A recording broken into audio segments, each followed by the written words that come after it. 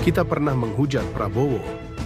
Kita pernah mencibir belanja alutsistanya, jet Rafale 120 triliun rupiah, F-15EX, kapal selam, helikopter Apache, tank dari Turki. Semua diejek seolah hanya nafsu belanja seorang jenderal tua yang tidak bisa move on dari masa lalu. Media menertawakan, buzzer mengolok-olok, rakyat awam ikut mencaci. Padahal dalam dunia intelijen, ini bukan belanja, tapi strategi deterensi. Teori balance of power sederhana. Negara yang lemah militer pasti dipaksa tunduk. Prabowo tahu, harga kekalahan jauh lebih mahal dari harga senjata. Satu rudal bisa menelan APBN, satu perang bisa memakan generasi. Faktanya, setiap kontrak alutsista mengandung offset, alih teknologi, industri pertahanan, lapangan kerja. Rafale membuka pintu investasi Dassault di Bandung. Boeing membawa perakitan komponen F-15 ke Indonesia.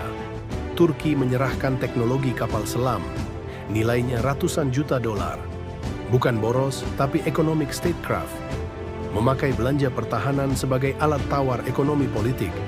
Namun rakyat tak melihat itu. Mereka hanya melihat angka defisit 868 triliun rupiah.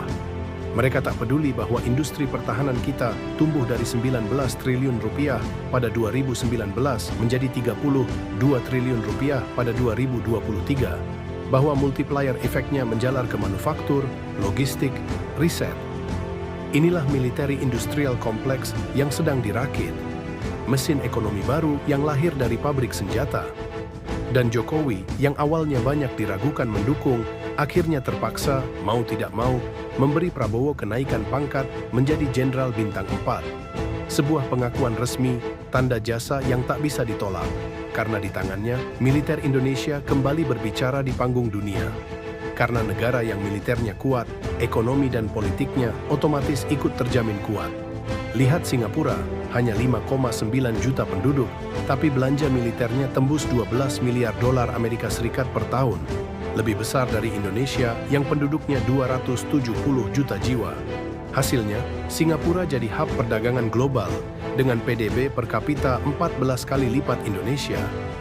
Korea Selatan juga begitu. Anggaran pertahanan di atas 50 miliar dolar Amerika Serikat per tahun. Industri senjatanya masuk 5 besar dunia. Ekonomi mereka tumbuh, politik mereka stabil karena ada tameng militer yang kuat. Indonesia pun mulai menunjukkan gejala serupa. PT Pindad mengekspor senjata SS-2 ke Filipina dan beberapa negara Afrika. Panzer Anoa dipakai di Lebanon untuk misi PBB. PT Dirgantara Indonesia menjual pesawat CN-235 ke Senegal, Nepal, dan Pakistan. Bahkan roket Erhan buatan anak bangsa dipamerkan di kancah internasional. Artinya, industri pertahanan bukan lagi beban, tapi sumber devisa. Kekuatan militer yang dulu hanya menyedot anggaran, kini balik memberi keuntungan ekonomi.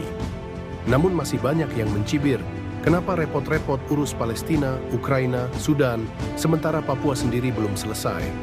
Pertanyaan itu terdengar keras, seolah membongkar kelemahan. Padahal para ahli militer tahu, dengan kekuatan TNI saat ini, markas dan jaringan KKB di Papua bisa disapu dalam waktu 7 hari. 7 hari saja.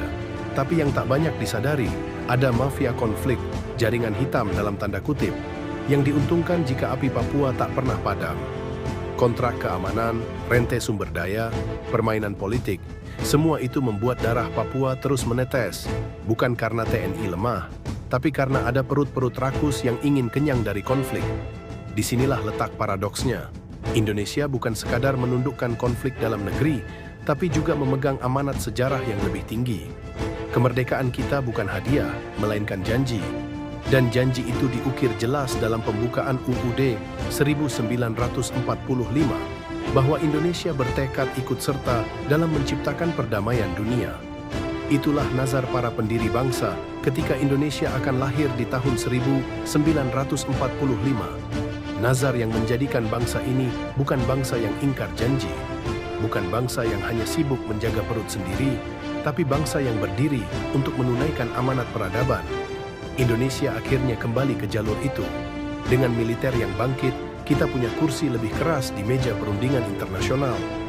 Harga nikel, batu bara, CPO, gas, bisa dinegosiasikan dengan daya tawar, bukan sekadar dikendalikan pasar. Investor datang bukan hanya karena potensi, tapi karena stabilitas. Dan stabilitas lahir dari kekuatan. Puncaknya ketika Prabowo berdiri di sidang umum PBB. Ia berkata, Indonesia siap mengirim 20.000 atau bahkan lebih putra-putri kami untuk misi perdamaian di Gaza, Ukraina, Sudan, Libya, dimanapun perdamaian harus ditegakkan. Bagi dunia intelijen, itu bukan sekadar retorika, melainkan power projection, pesan keras bahwa Indonesia punya otot dan siap menaruhnya di meja global. Tak cukup sampai di situ. Para pemimpin mujahidin Palestina ikut bersyukur, menyaksikan dari balik layar monitor ketika Presiden Prabowo kelak berdiri di PBB, menyuarakan keberpihakan pada Palestina. Tanpa kekuatan yang dirakit sejak ia menjadi Menhan, mustahil ia berani menantang negara adidaya, bahkan mempermalukan dinasti minyak Arab yang lebih sibuk dengan diplomasi bisnis daripada darah rakyat Gaza. Dan yang lebih mengejutkan, ada rencana yang dulu dianggap gila. Palestina mengirimkan putra-putrinya untuk belajar di Universitas Pertahanan Indonesia. Bukan sekadar akademisi, tapi calon birokrat dan pemimpin masa depan Palestina. Strategi ini out of the box, sistematis, terencana, dan waktu yang menjawabnya. Allah sudah berfirman, dan siapkanlah untuk menghadapi mereka kekuatan apa saja yang kamu sanggupi, agar dengan itu kamu menggentarkan musuh Allah dan musuhmu. Al-Quran Surat Al-Anfal ayat 60. Dan Rasulullah menegaskan, mukmin yang kuat lebih baik dan lebih dicintai Allah daripada mukmin yang lemah. Hadis riwayat Muslim. Maka jelas, kekuatan militer bukan beban, tapi fondasi. Bukan sekadar tank dan jet tempur, tapi instrumen ekonomi, politik, dan martabat bangsa. Yang dulu dicaci, kini terbukti. Indonesia yang dulu dianggap tidur, kini bangkit sebagai raksasa. Dan sejarah mencatat, waktulah yang menjawab semua hujatan itu,